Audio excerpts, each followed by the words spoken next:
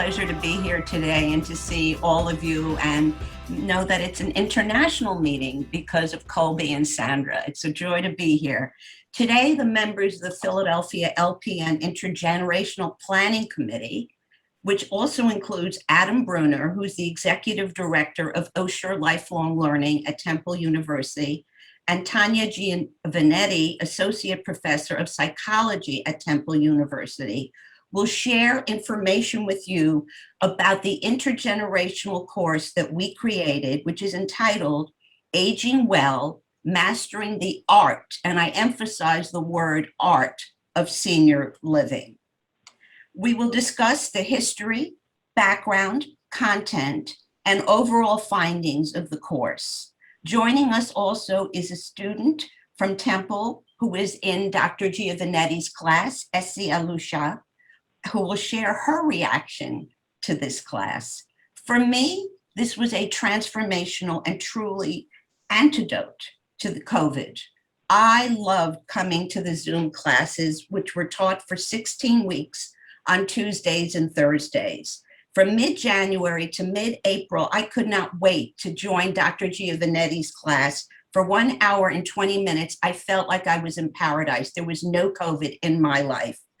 I felt that I was back in college, only much better than it ever was at Hunter College in the 60s. It was a privilege, Tania, to learn from you about the newest research in gerontology. And on Thursdays, it was a joy to hear presentations from our LPN members and Tania's students. And I must tell you, the student presentations blew us all away. They were extraordinary. It was so inspiring to be part of these classes, and it was a gift to get to know the students, learn from each other, respect each other, and discover how much we all had in common. But I'd like to share for a few moments about the history of how this all evolved so that you have a perspective and background on this. When we started the Philadelphia LPN chapter, which used to meet in my living room in the evenings, I think it's 7 or 8 years ago now, we reflected on our goals, our mission, our objectives, and we quickly realized that our multidisciplinary group of professionals was very passionate about teaching and wanted to focus a course about aging. Thelma Reese suggested that great title of Mastering the Art of Senior Living. Members of our group had extensive teaching experience from K through college levels.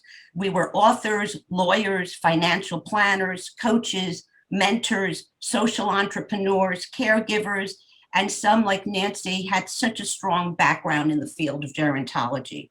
This was a dream team of experts. From our inception, we were excited about bringing multiple generations together to learn from each other. We knew that generations need each other to thrive and build a better future.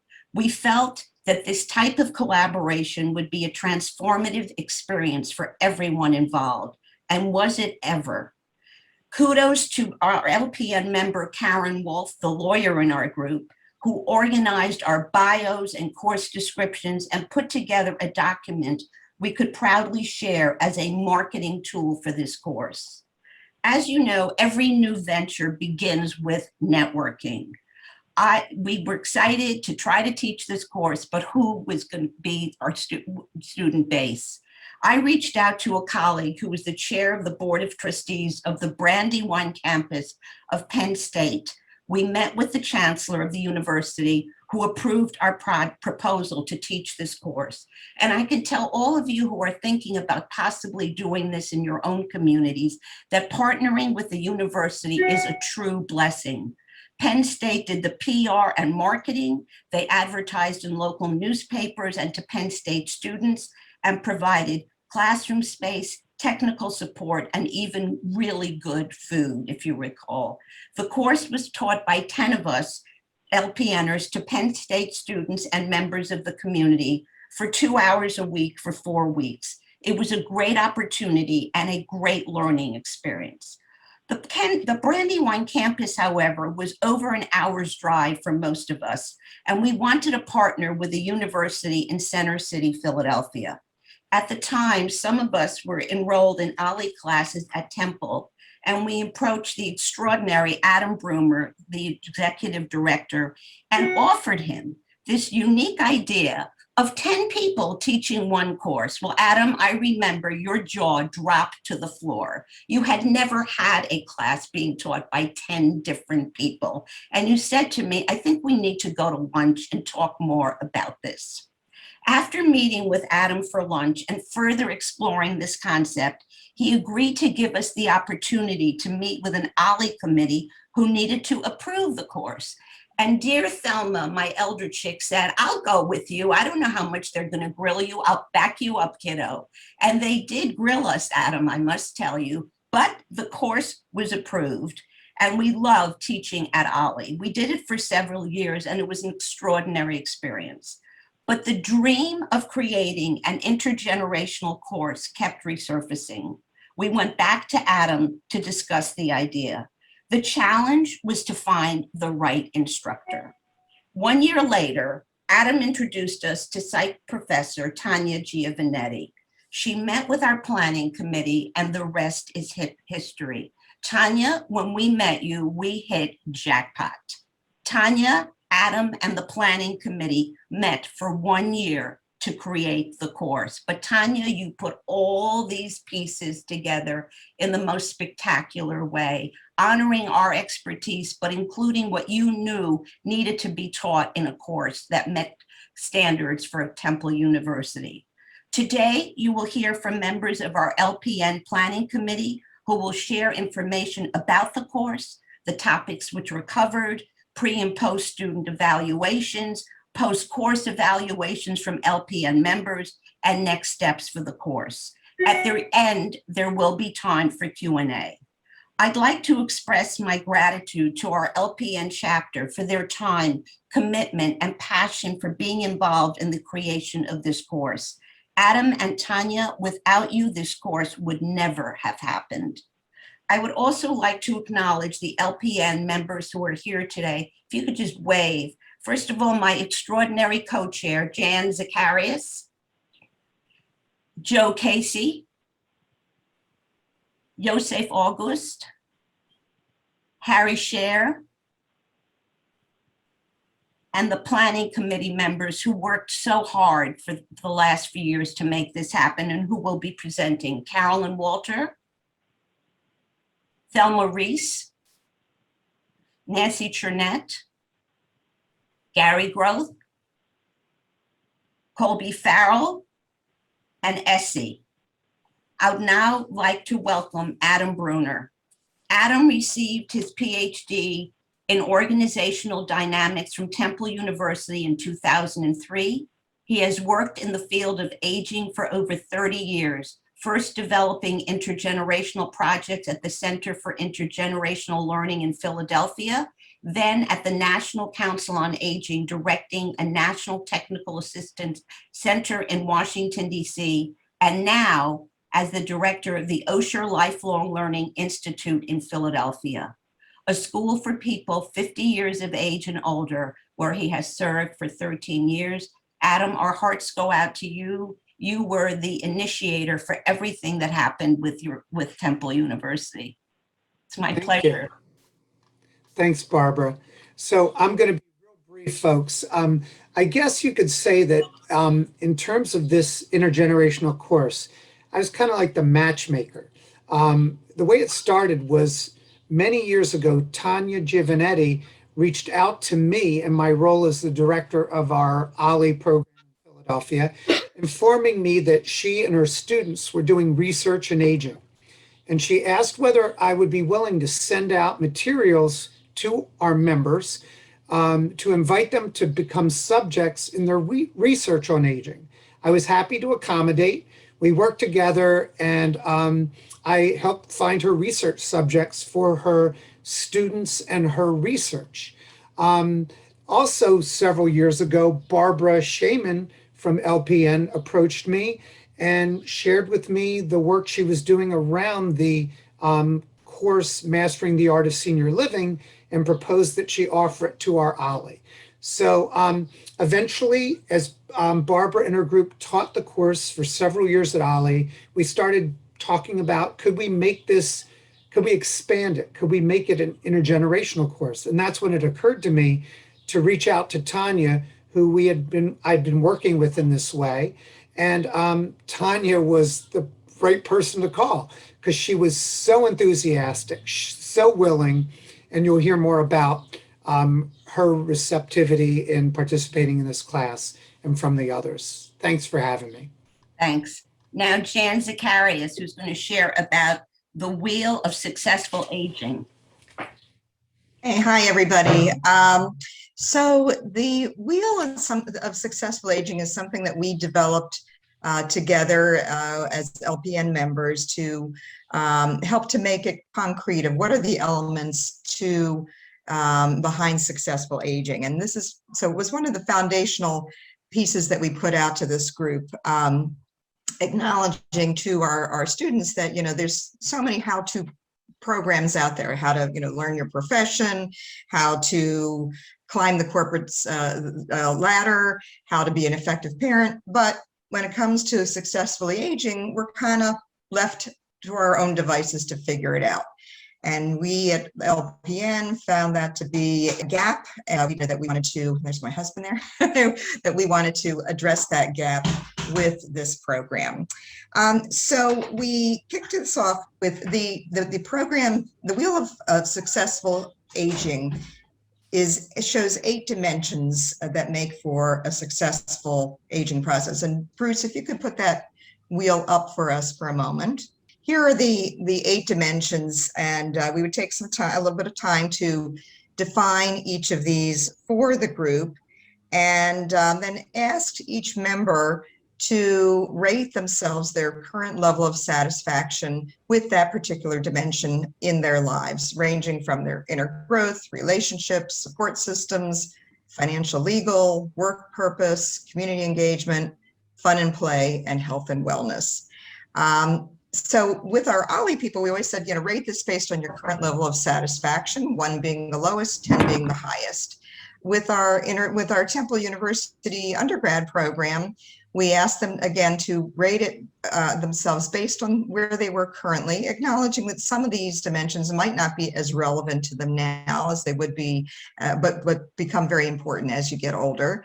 And also invited them to think about how these dimensions related to some of the older people in their lives, their parents, their grandparents, or clients that they would be working with, to again help them to not only look at it from their own vantage point, but from those of people who are a little older. So we asked them to do this rating system, self-rating system, and then ultimately broke them back into groups to discuss this. And Bruce, you can bring us back if you'd like to take this down for a minute. And propose questions for them to think about. And first off, they were invited to connect the dots on their ratings so that they could get a visual, and which is always quite revealing when people see kind of how balanced or out of balance their life is when it comes to these dimensions. And gave them a scale. Those areas where they rated themselves 8 to 10, they were doing quite well in that dimension. 5 to 7 might be areas where they'd like to see some moderate improvement, and those where they rated themselves their satisfaction 1 to 3, probably areas that they would like to pay some more significant attention to. Again, we asked them to take a look and respond to, what does the wheel look like to them? What did it tell them about themselves and their lives, how balanced it was, what areas they wanted to bring attention to, and what areas they wanted to experience greater satisfaction in. And this really, and then, we had them interact and then have a spokesperson to bring back to the whole group. And this is really, again, where things really started to come to life as the younger folks started looking at dimensions, even if that much thought about what these dimensions were. And certainly we emphasize that they're actually in the best position, because where they are now, they start living these habits and developing these habits, they are going to be, so much further down the path in their own successful aging. And then ultimately, we asked for, one word of what they got out of this this exercise. And so again, great to hear what their feedback, and we'll be hearing more about the overall feedback in a moment. And so that was, the idea was to lay the foundation, and that we would be touching on these different dimensions of successful aging throughout the course. And that's where a lot of our topics came from. So that's where we were with the Wheel of Successful Aging. Thanks, Jan. Now Carolyn's going to talk to us about the topics that we presented. Okay, I'll just start with our second session because the Wheel of Aging was our first. And I guess we started off with the introduction to professional coaching and leading practices in the field with Gary Groth. Our second week of presenting was Navigating the Road to Ongoing Health and Wellbeing with Nancy Chernett. Our third one was Resilient Living, to put my glasses on, with Jan Zechariah. And the fourth one was Life After Work with Michael Kay. The fifth was Is It Time to Upgrade Your Habits with Joe Casey. And then we got into legacy planning with Karen Wolf, who's an attorney. Followed by interdependence with Bodhi Hennigan. Then we did intergenerational caregiving with Joseph August. And then I presented a session on grief and loss across the lifespan, loss and renewal. Then we had the Journey to Sanctuary, the Philadelphia story of the second great migration of African Americans from the South with Julie Rainbow. And she was more or less a guest presenter. After which I believe we had Charlotte Japp from Kirkle and Colby on intergenerational approaches in business and caregiving. Then we had Barbara Shaman with Live Your Legacy Now. And the final session was with Thelma Reese, Surprise, We Are the Role Models. So those are the topics, and they related to each member's area of expertise and filled out this wheel that Jan described to you in terms of different areas of functioning. So thank you for your attention. I hope this is helpful to you and your chapter. Colby, as the youngest member of our group, I'd like you to share your impressions of the course. Alrighty, perfect, thank you. So as mentioned, I'm going to take a few minutes to describe my impression of this innovative, really impactful intergenerational course. And it's that part, the intergenerational approach that I'm going to be talking about today. With recent developments, like notably technology, we have access to a large amount of information. We can read, listen, interact with a great amount of published information on the web and learn. However, there is something that we will never be able to learn from technology or a book. It is the hands-on experience that our older adults have earned throughout their journeys. It is this impact throughout the course that we've listened to all of our speakers that has had the biggest impression on me. Whether it be leading practices in the field of professional coaching, resilient living techniques, leaving a legacy, or intergenerational caregiving, or all the other topics discussed, there is no place that these students could have learned all this valuable information. I know personally, me coming into this planning committee and developing connections with all of these amazing, accomplished leaders in their fields has really been an experience that I could never find nowhere else. And this course allowed other students at Temple University to have that. So that's my impression of this amazing course. Thanks, Colby. And now to our elder chick, Thelma Reese, who will share her impressions and introduce Dr. Tania Giovanetti.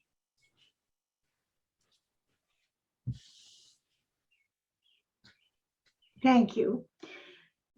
This course really did change my life, and that's not hyperbole. It was the combination of information, stimulation, and focus on the process of aging, which included a lot of new information since I was in the doctoral program years ago. that was provided by colleagues, meaning a great professor, amazing participating lecturers, and students. All of us felt like colleagues the whole time. And through all this, I really reached a new understanding about my own development, and it's a great one. I realized that I am now actually old. I'm not just still aging well, which I've been concentrating on for about 10 years and writing books about. I've actually arrived. I'm here. Now I'm old. I was 88 last Saturday, and it's a different feeling. And I understand it so much more than I would have if I hadn't been part of this experience. And it's really good news to me. As I often say, it's a period that most of my closest friends never lived to enjoy. So for those of you who have taught, I think that's many of us here, and especially if you've taught at the college or university level, working with Tania was so wonderful. She not only has a very impressive background, I'm not going to go into all the details, but as well as being an associate professor in the psychology department, she also is the principal investigator in the cognitive neuropsychology lab at Temple. She's certified in so many areas. I'm not going to go into it, and all her fellowships and honors. But the most important thing for us was, I think, she's so open to new ideas. She understands the content that she's got to get to students. And for those of us who have been out of school for a while, it was purely joy. We didn't have to write any papers of our own.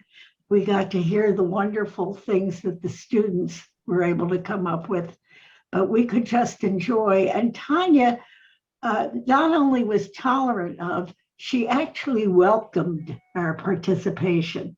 We never felt intrusive. And one of my favorite moments was when Misty, one of the students, said one day in one of the breakout rooms to me, you know, I never was comfortable talking to old people before. And this is one of the things that changed for her. Well, for me, one of the things was spending almost half an hour on pronouns.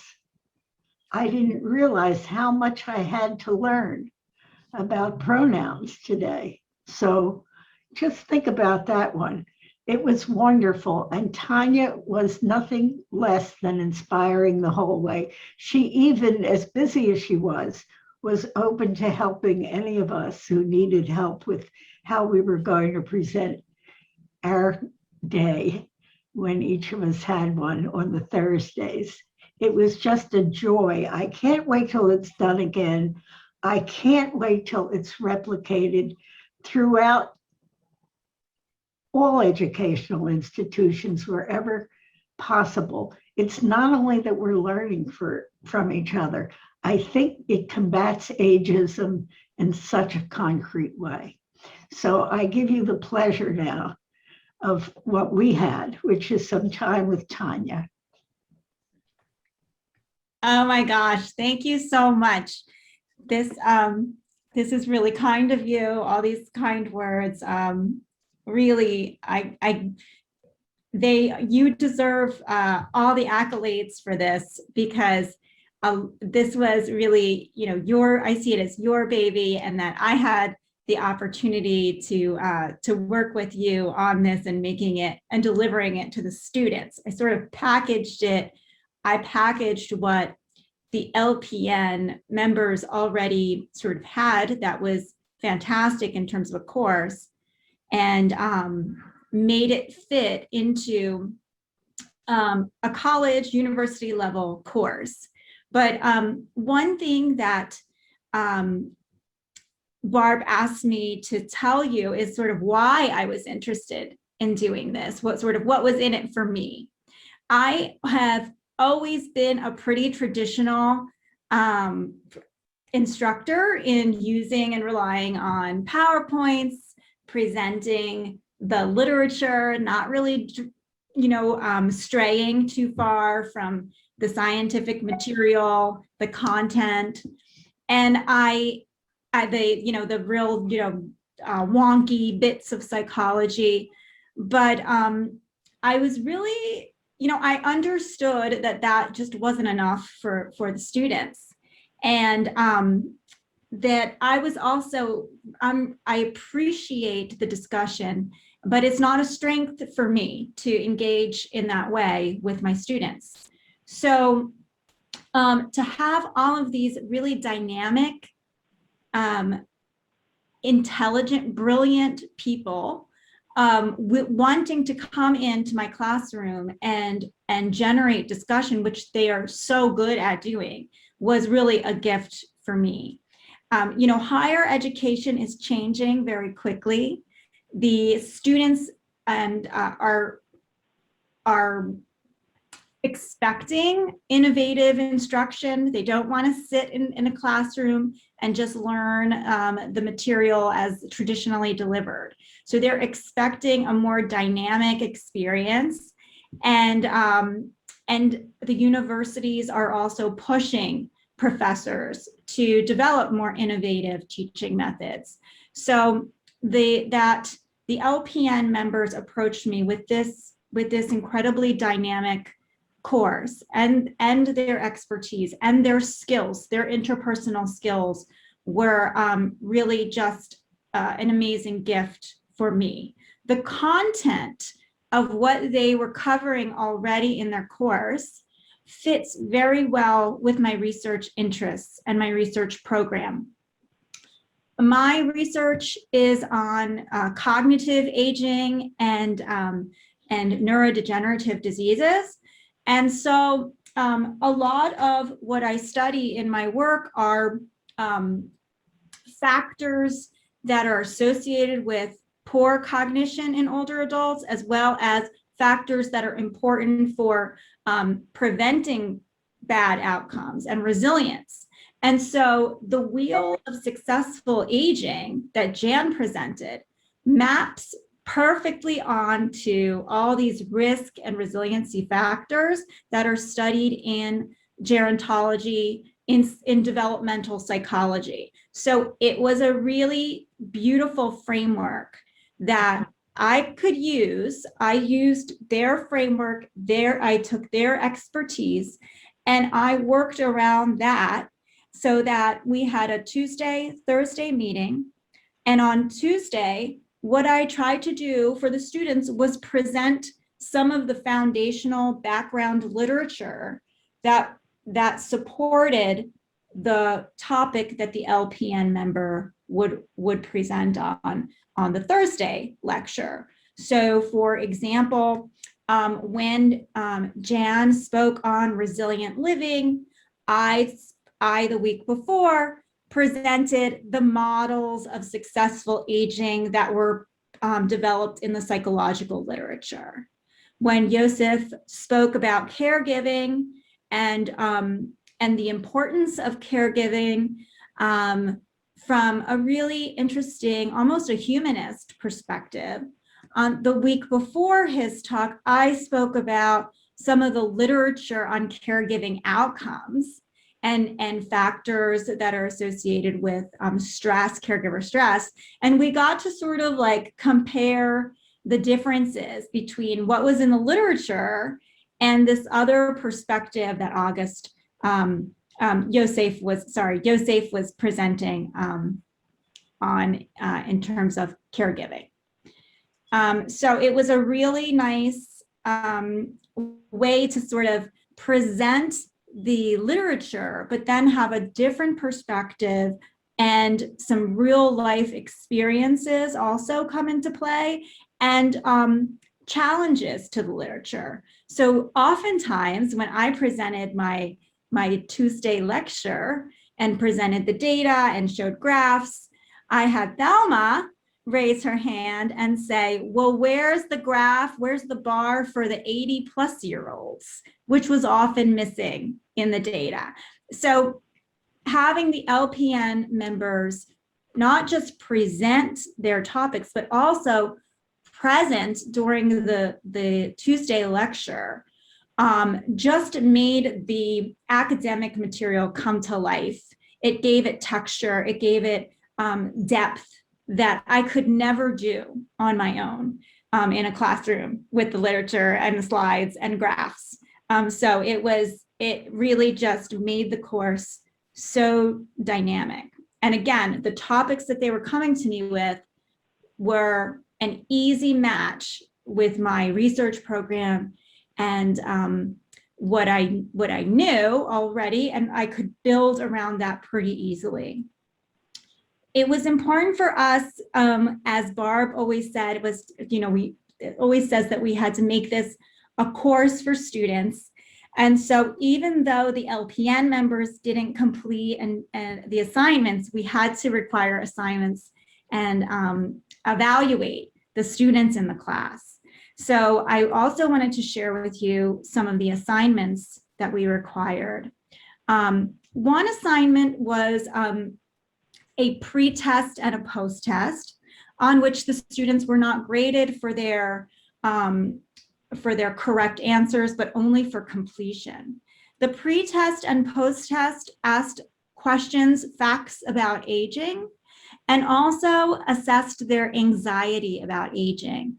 And this was pre-test and post-test was really for us as a way of gauging the knowledge and any kind of change in their stereotypes or their feelings about aging that happened over the course. We also assigned an interview and a reflection paper where they were required to interview a person over the age of 60 after having their topic and some of their questions approved. And they had the opportunity to interview LPN members for that assignment. They had a written proposal where they had to identify a problem or a challenge posed by biological, cognitive, social, psychological, or other changes that occurred over the adult lifespan, and then to develop an innovative solution and that involved some sort of intergenerational piece. So that was a proposal that they had to develop in a written assignment. And in their proposals, they included novel solutions for housing problems, for housing shortages, for mental health care, for education, and other related problems.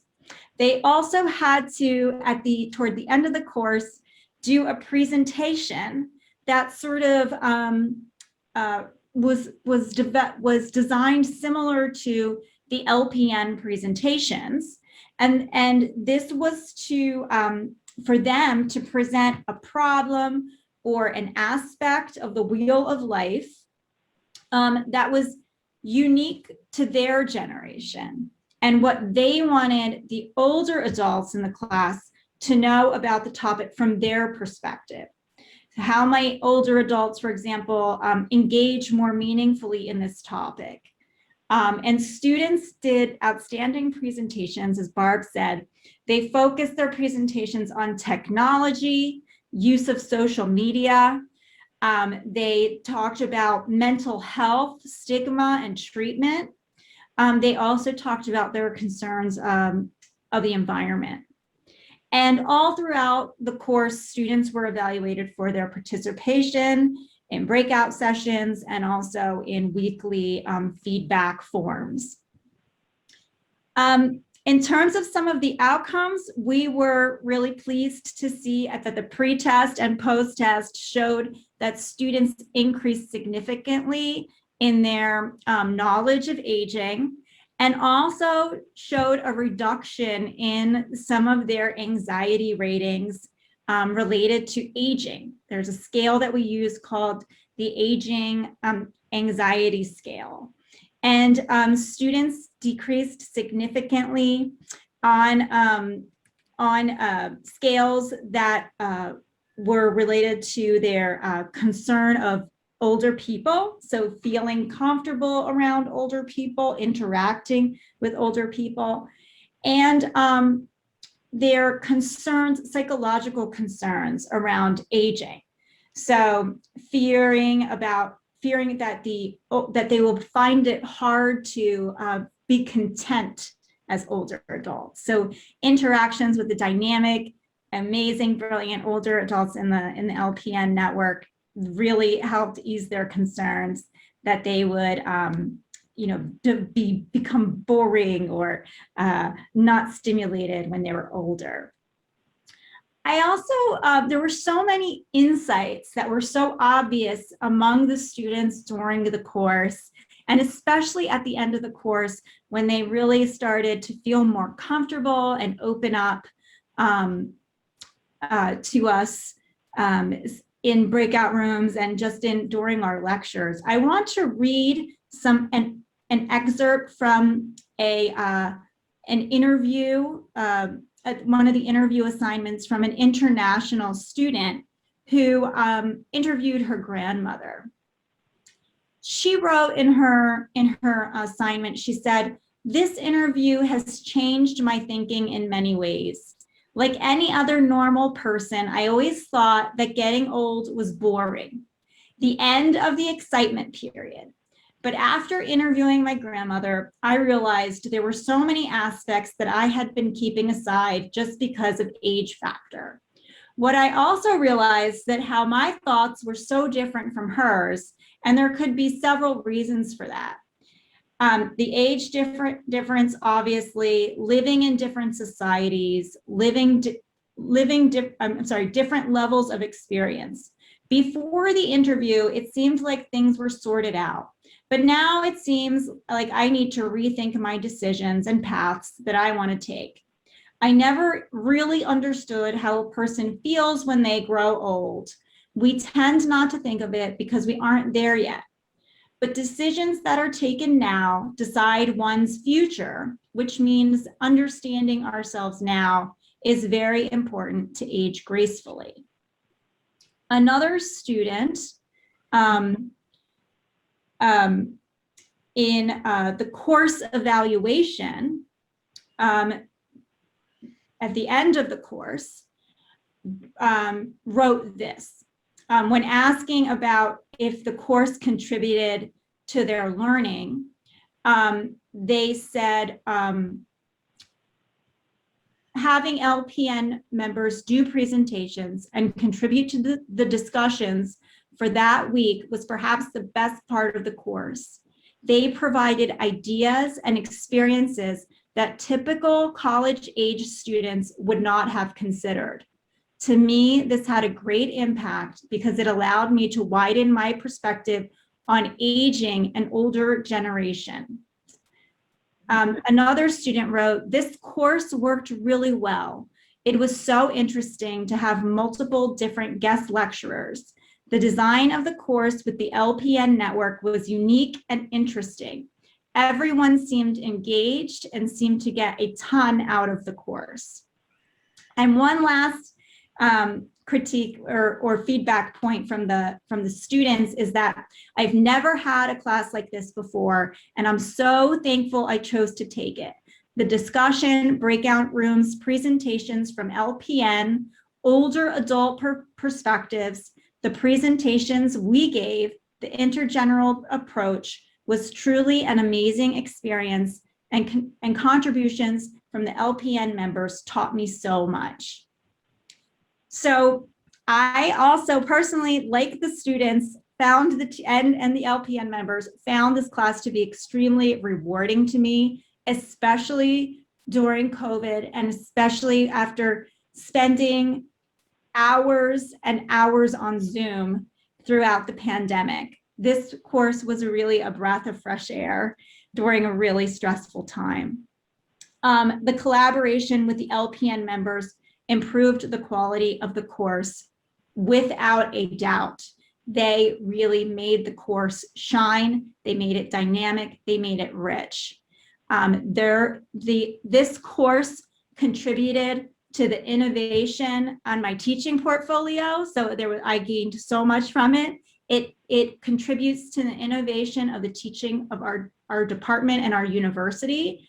And I have no doubt that it made the lives of our students richer. And I'm so grateful to have been a part of it.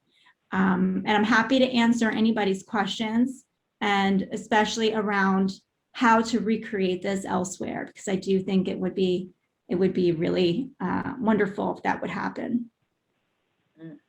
There are no words to tell you how much we love you, Tania, and for giving us this extraordinary experience. But now it will be terrific to hear from a Temple student who was in Tania's class. Essie, it's my honor to introduce you to the group. Hi, everyone. My name is Essie, and to introduce myself, I'm a psychology student at Temple University, and I was also one of the participating students in our class, Psychology and Aging. It was really an honor to me and a great pleasure to be in that class, but also to be here in this meeting. So thank you, Mrs. Barbara, for having me. And I want to thank all of the LPN members who were present in all of our classes during the whole semester. I want to thank them for all their contributions, and also my wonderful professor, Dr. Tania, who I admire so much and I miss so much. So to share my experience with you, I want to say that despite the difficult circumstances that we were presented with this pandemic, we all managed to successfully engage in this remote environment. In our class, we were offered the opportunity to interact and exchange knowledge and information with the older students in our class, and it was a great pleasure. What I personally loved about it was the way it was structured, the way information was presented, the diversity we had in our class, but also the dynamism that characterized it.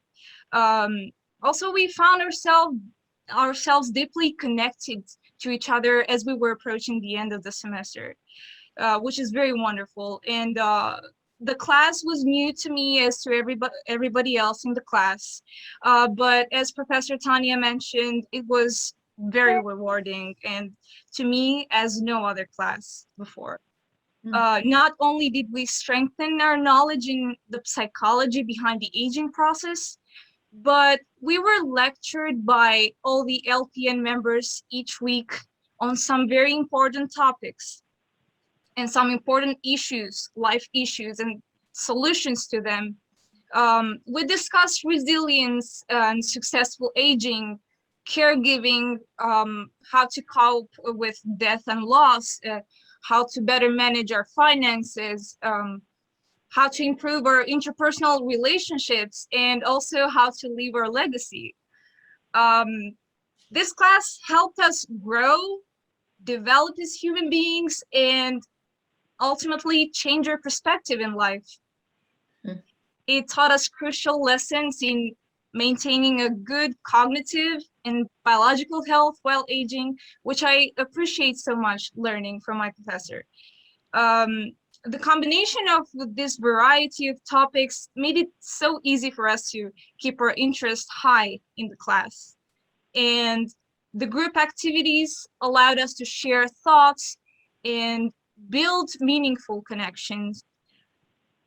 I myself, while attending this class, realized that we have much more in common with the older generation than I ever thought before. And I believe we make an amazing and perfect team together. And I also hope that future classes like this will happen so other students can have the opportunity that we had.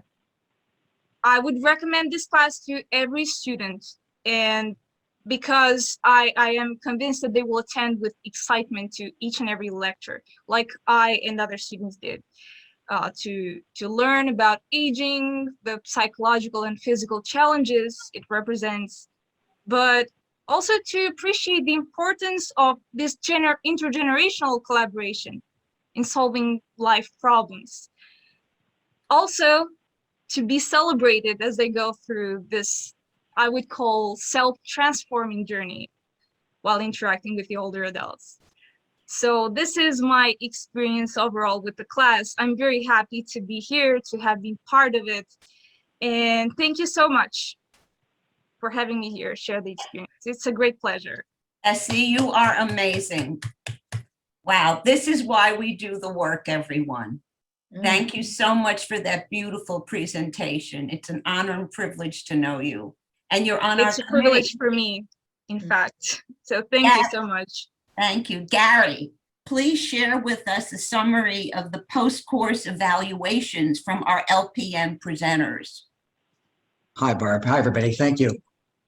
So there are 9 data points that I just wanted to quickly share, and this is a summary of anecdotal gut feelings that were captured by folks in our questionnaire.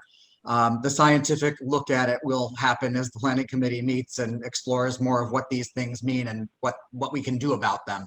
But in short, the things that we learned that we did really well, we being the planning committee and the execution of the course program from an LPN side. What we learned really well is that leadership, key leadership matters, that the academic collaboration with Professor Tania, with the planning committee, with Ali, with the presenters really worked and was really important. We also learned that we did in fact create, this was a goal that was stated at the very beginning, but we did in fact create an intergenerational learning environment where substantive and meaningful intergenerational dialogue occurred. And it was a really high bar and it worked quite well. We did that through open discussions, through lots of breakout rooms, and the LPN members consistently participating in classroom lectures. There was rapport building with the students that worked. We also found that the intergenerational interaction was the most mutually valuable. There was a quote in one of the summary of surveys that the experiential discussions were paramount. Another was that dispelling stereotypes about older people and how they think and how they interact. So some real movement was happening in the course between the LPN members and the students. We also noted that the quality of the student presentations at the end clearly indicated that there was learning. Their approach to how older adults can address climate change and technology issues and the other things that they lectured us on was phenomenal. And the student presentation was one of the highlights of the program, and clearly learning took place.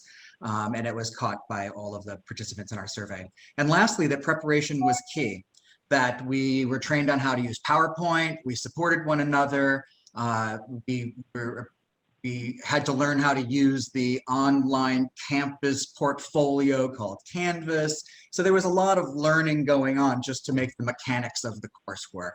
A couple of real quick statements about things that we need to learn more about, or things where we need to, where the planning committee is going to wrestle around a little bit to see what more we can do here. The planning committee needs to change, or it will probably change in its composition. We're adding a student to the course, to the committee. And we also need to address the issues of diversity. There was no alignment, or very little alignment, between the diversity of the planning committee and the diversity of the student population that we spoke with and interacted with. So clearly we've got to address that. There was a leaning into technology, that PowerPoint was sort of the experience that that's what the students are used to, and all of the visiting lecturers where we presented PowerPoint slides. When we took away from that in hindsight, that maybe just having conversations would have been better, or some different format in the courses. We all fell into sort of a pattern that didn't necessarily need to happen, and certainly doesn't need to be replicated, so they can be much more customized. We also learned that there was a student culture, a young person culture, that we LPNers were not quite ready to, we didn't know what that all was about at the beginning. For example, many of their cameras are off and many of them are muted. And so we talked about that later on to try and understand what that was all about, but it was interesting, and it was a learning curve for the LPN folks to sort of understand the lay of the intergenerational land. And lastly, we learned that the students and the interaction that took place that was really magical, we need to create more opportunities for that to happen, which is a little less about PowerPoints and a little less about lecturing, and a lot more interaction, a lot more conversation on topics. That's it.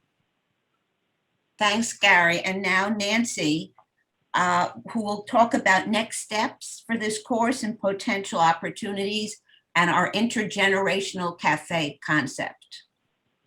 Wow, it was great to hear all of this today.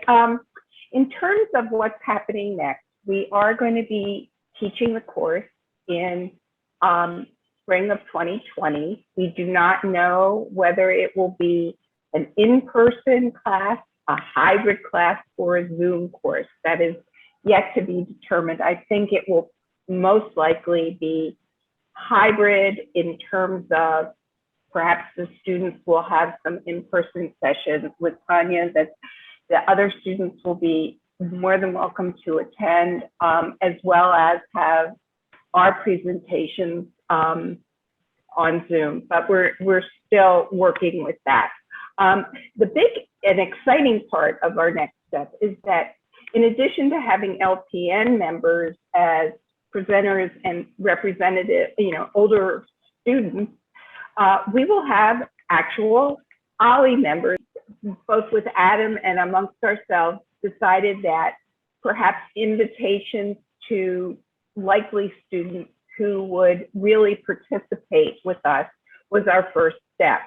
So we plan to have OLLI members who are regulars to coming to OLLI, LPN members, not just as presenters, but also as, again, older adult participants.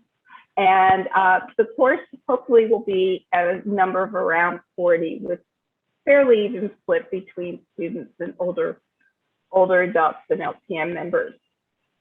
So that's our plan for the fall.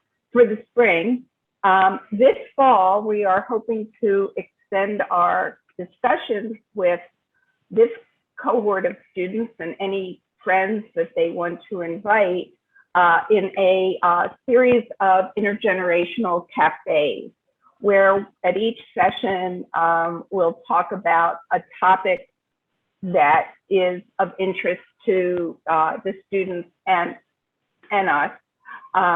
And I can't tell you what the topics are because we're waiting to start the cafes and find out what the students really would like to talk with us about. So more on that to come. I think my colleagues have done a really great job in talking about what it takes to put together a course like this. Obviously, having a relationship with OLLI and Temple was of key importance. It would have taken us a lot longer had we not already had a relationship with Adam, and if Adam hadn't already been working with Tania in other ways. It was really critical. But it's not, I think it is translatable to other universities and perhaps other types of organizations, and certainly not isolated to the psychology department. This could be, an intergenerational curriculum could be centered around business and finance. It could be centered around environment and urban planning. Of course, nursing. So the sky is really the limit. It really has to do with what resources you have, where your interests are, and who you have access to. You could even do it really with at a retirement community. There are just a lot of different ways that this can be done. And at this point, I'm going to end because we're a little over, and perhaps if there are some quick questions, I know we're over time, Bruce, so if I don't know how people feel about a question and answer period, maybe for 5 minutes or so. Oh, thanks, Nancy, so much for closing this. I mean, I think you all see that the LPN Philadelphia team is pretty extraordinary. This could have never happened without all of these folks putting so much time, energy, effort, and passion into the project. And Tania and Essie, thank you so much for your comments today. And can we, Bruce, open it up to a few questions? I know someone asked if we all attended all of the sessions. Some of us attended, 4 or 5 of us were regulars, and the other people came for the very first session, their session, and some came to the final concluding session. We realized that this was really important to keep a rapport going. The students enjoyed seeing us, and it was great that there was a core group of regulars that met with the students. Are there any other questions you'd like to ask us today? This was absolutely fascinating, and I love the wheel. I love the sort of multi-generational approach. I think that's so important that younger people understand what older people are going through, and as an older person, it'd be nice for me to be able to understand what younger people are going through, because they're facing a whole new world that I don't begin to understand. There's one piece of the wheel that I didn't hear mentioned, and I wondered if the topic ever came up, and it has to do with the spiritual journey that older people go through as they approach the end of their lives. I know as a hospice chaplain, I often get questions about what's it all about? Why am I here? Have I accomplished what I wanted to accomplish? And maybe the biggest question of all is what comes next. So is that part of the discussion that has been happening in this course, or is the focus mostly psychological? Tanya, why don't you take that?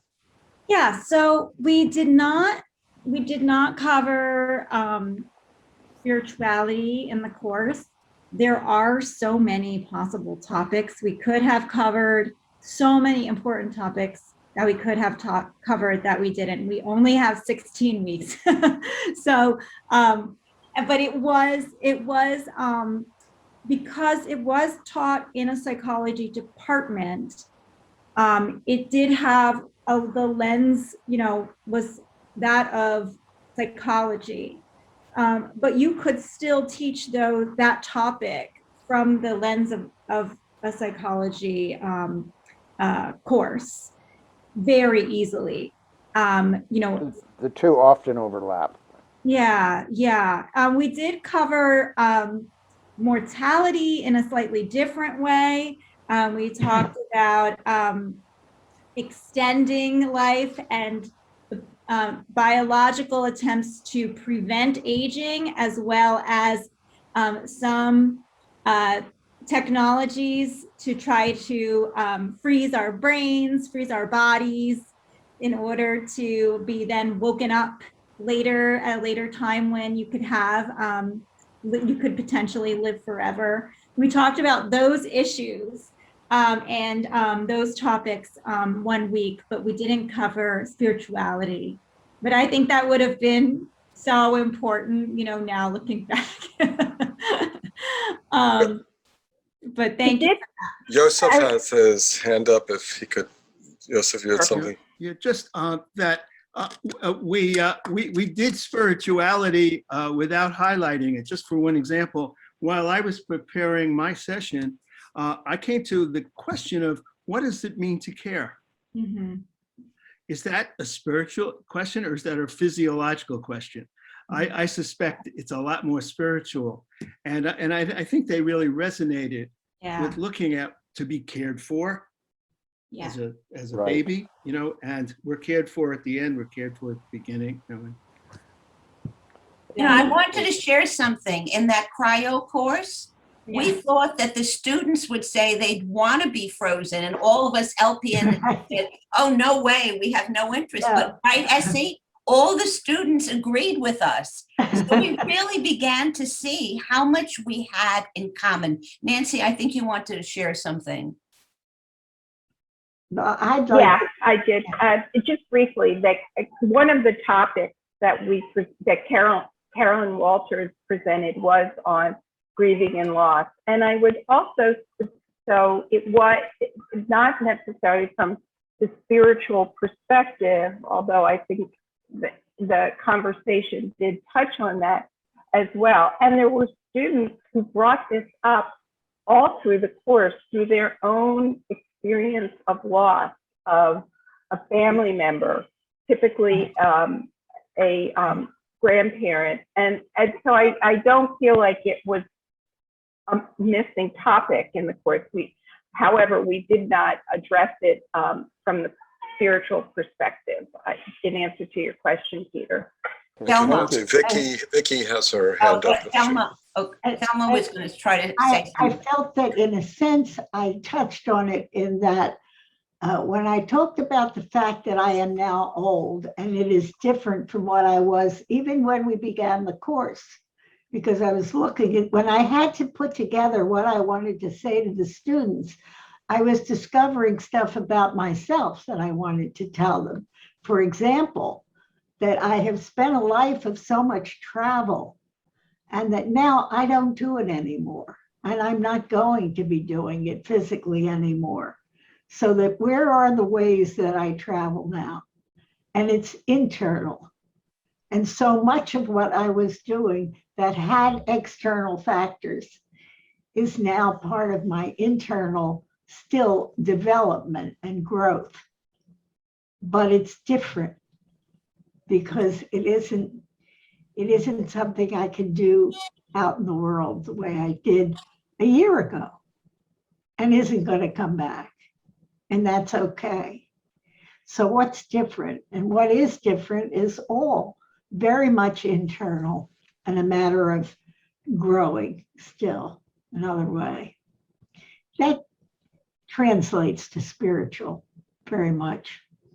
Thank you. Wonderful, Thelma. That's Vicky, great. you had something you wanted to ask? Yeah. You have to Am I unmute yourself. muted or? You're unmuted. You're unmuted. Okay. First of all, I just want to say how grateful I am to have been invited as a guest to listen to this. And second of all, congratulations to the LPN members and to Tania for having such an open mind to embrace the idea of this discussion. And my question is, I think this is just outstanding. So how does this get taken as a course opportunity to other universities and that others can benefit in the same way that your prototype enabled everyone to learn something new about themselves and the aging process and to be able to conduct interviews of their grandparents? How does this get larger? Great question, Vicky. Well, I want to start, and then anybody who wants to jump in, and Tania, especially from the university perspective, we are all very willing to share what we've put together.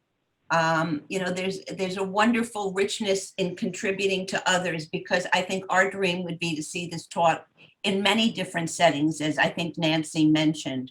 So I don't know if you want to have another session with us, or we could share the curriculum that we used, ideas that we learned, some of the findings. That is all available. And if you're interested, please feel free to contact us so we can further describe how we can do this. Anybody else? Tania, any ideas that you might have for the university, from the university perspective?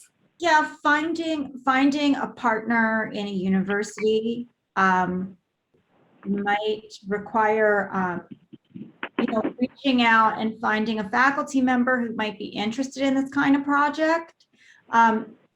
How you do that might be to contact the deans of certain colleges or department chairs, and then they can survey their faculty. They'll have access to a lot of people, and then you can find who might be interested in doing it. Most departments, like on average, psychology departments have about 20 faculty members, 20 to 30 faculty members. Of those, you might be able to find someone who would be interested in this. Hi, this is Josephine. I didn't mean to interrupt. I'm on the phone from Philadelphia. Hi. Hi. I just wanted to suggest aren't there conferences that the colleges have where a presentation from the LPN group could be made so the word would get out there? I'm just curious. I just want, they do that for businesses, so versus going out individually, it could be presented as a national group. Tanya? Yeah. On that thought, this is Harry Shayer. Hi. Yes. Hi. One of the things I would suggest is there's a trade association called Senior Living. There's a trade association for senior living. They're called Leading Age.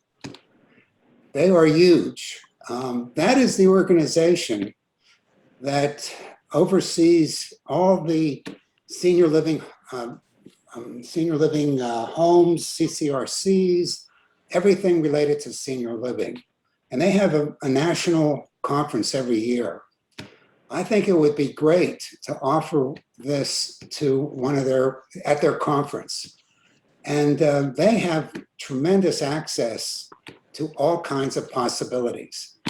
The other thing that's really important is one of the things that I learned because I was on a board of a CCRC, that there's something called the longevity economy. What's the longevity economy? The longevity economy is people are living longer, and there's a whole industry to support seniors. There's also a need for training these people who are going to work in the industries. So I can sort of visualize for myself some sort of certificate program in the art of senior living. I mean, I'm just letting you know that that could be sponsored by the Leading Age, or that can be sponsored by a university. But Leading Age is really the place to get this message out there that there is some sort of course that's being formed to train young people in the art of senior living. And I think they would be really, really interested. That's my thought. Thank you, Harry. And let's work on it. Harry's part of our Philadelphia LPN group. Yeah. So we're running late on time, so I wanted to honor everyone's time and just ask if there's any last questions. And I want to hold one, I've been holding one question for myself, but if does anyone have any other questions? Not a question, just two comments real quickly. Colby Farrell is LPN's first student member, and he was just honorarily brought in this last year because of the work that he's done. So we want to congratulate Colby and Essie and all of the students, and welcome Colby. And Essie, if you're interested, we welcome you as well. So we are starting a student division, and we just love to have the intergenerational flavor within LPN. And secondly, we have created a new program called Paired to Learn that got COVID pivoted. However, we will be picking that up in the autumn and working with college students. So it could be another arm of the way we work together in this whole area. It's new, it's growing, it's definitely the time has come. And as LPN members, we're just proud to be part of it. So anyone interested in working with us, send an email, I'll put it in the chat box. That's it, Bruce. And thank you, Joyce. And I now have a new word for my vocabulary, COVID pivoted, like that. So yes, and I second Joyce's thoughts there and her appreciation of Colby and Essie. You were amazing. So we're so lucky and grateful to have had Tania host and sponsor and co-create this, and the students, and we're those of us who aren't in the Philadelphia chapter, we owe you an enormous debt of gratitude for your adventurism in making this happen, your determination. I know Barbara wanted to make this happen for a while, so I salute you on behalf of LPN. So it's lovely. I did have one question which I wanted to sneak in, which was, and Tania, maybe you can speak to this. Maybe your scales have to do with Becca Levy's work, but I was curious so one of the indicators that we know from research is that when younger people form negative ideas about aging, they fare worse over a lifetime in aging, that they're more likely to suffer heart attack, stroke, and less likely to recover from those events when they form negative attitudes. Did you discuss that? And did you see any, what do your scales relate at all to those negative perspectives? Yes, the anxiety on aging scale sort of gets at these beliefs and schema that people hold for aging. We did see a significant improvement in that they viewed aging more positively. There was, at the outset, the group that we happened to start with, which was we had 19 students in the class. They were already sort of average in terms of their anxiety. So I think we already started with a group that was open to aging because of just the title of the course. There was some selection bias there in that we pulled people who were already somewhat interested in aging. But nevertheless, they still showed improvement in the more positive view of aging over the time in the course. So yes, the anxiety of aging scale gets at that. And I even did a statistical test of it, and it was statistically significant decrease in aging anxiety from the beginning of the class. Fantastic. So one last question is, has anyone written up what was went on, or is anyone planning from the Philadelphia chapter to write mini essays on what their learnings were? Yeah, we had talked about it.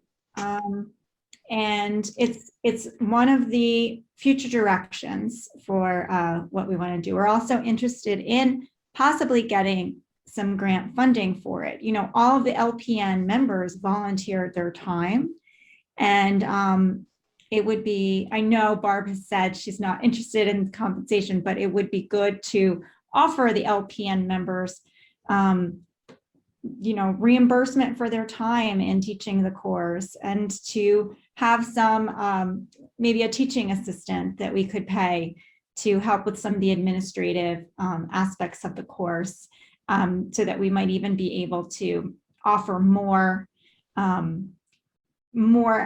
exercises or more feedback to the students, more timely feedback, especially during the course.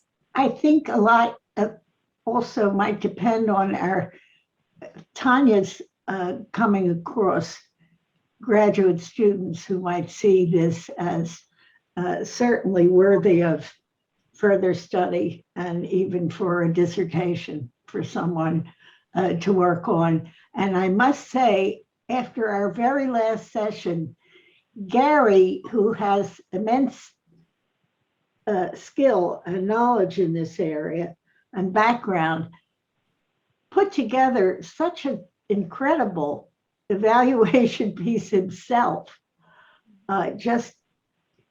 I really was blown away by it, aside from all the other things. So that's something that I think I'll do it right here in front of everybody. I think Gary should certainly write up and have published. Good to see your hand go. Good to see your hand go up, Gary. If we had such a thing, you know, in California, there's a new department that was just announced called the California Department of Aging, and is the governor sponsored, and it's just really well funded. And maybe it doesn't even have to go through a university. Maybe it could come through a group like that. Mm-hmm. Good point, Larry. So, if we had a write-up, we could probably sit here and talk for a long time, but I don't want to burn. We can come back if we're interested, to further discussion at another point. And I, again, just really want to express my gratitude on behalf of the Life Planning Network to all of you for this wonderful gift to us. And I hope you will think about writing something. We'd love to post it on the connector for the rest of the members and put it in a newsletter. And I think it would be interesting, even if you got anecdotal narratives from the members, rather than just accolades or whatever, but really some thoughts about what was learned. For instance, I was so curious to learn what you learned about why younger people turn their cameras off, but we're still trying to figure that out.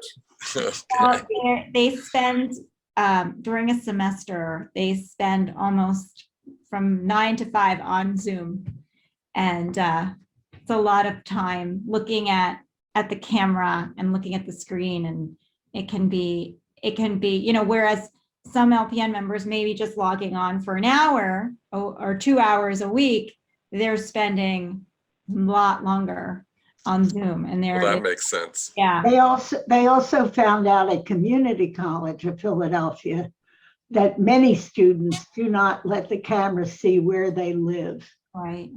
They are embarrassed by where they live and with how many people. Yeah, no,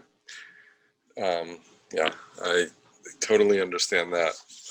Leslie, my partner, teaches dance at the Boston Conservatory, and it was one of the issues there this year is that when students are in a studio, they see each other as performing bodies, but they don't know that one of them may be able to only dance in COVID in a closet, or so.